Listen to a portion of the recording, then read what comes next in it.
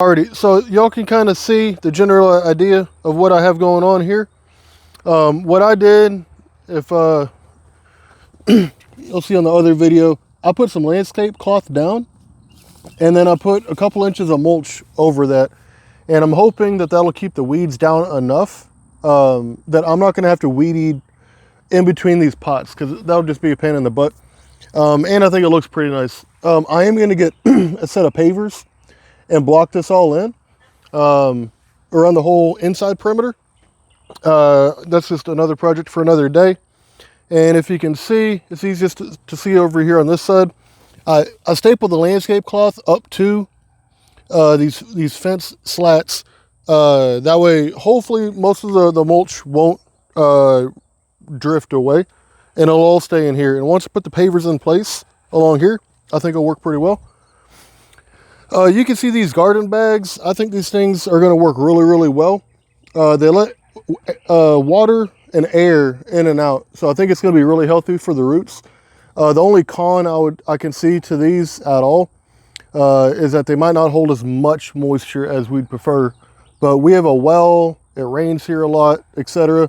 So as long as we stay up, making sure that they stay watered and don't get dried out, I think these are going to work really well.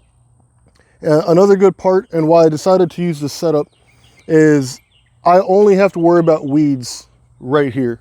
As far as actually picking them and them interfering with the plants. So I think that's going to work out very well. I put a very thin layer of mulch on top of the soil after I put the plants in here. And I think that's going to help with a few things. One, weeds again.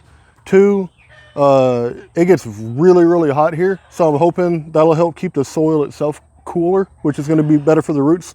And it will also help with moisture retention. It'll help add, just kind of trap in some of the moisture.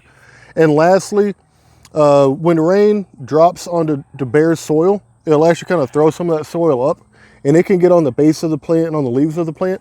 And especially for tomatoes, that's not very good. So we're done here for now. I've got everything watered in, and now we just got to wait a couple weeks and make sure everything's working out well. I do need to put cages on the tomatoes, and I do need to put a couple poles on the pole beans. So I'll go to the hardware store and get that tomorrow. But other than that, that is our little garden for this season. I hope y'all liked what y'all saw. I'll link these little pots in the description below. I think they're going to work really well. Make sure to like, comment, and subscribe, and hit the stupid little bell, because we'll be doing little update videos on the garden as we go. And hopefully we have a good harvest, and that's going to lead to canning and cooking videos, which will also be really cool.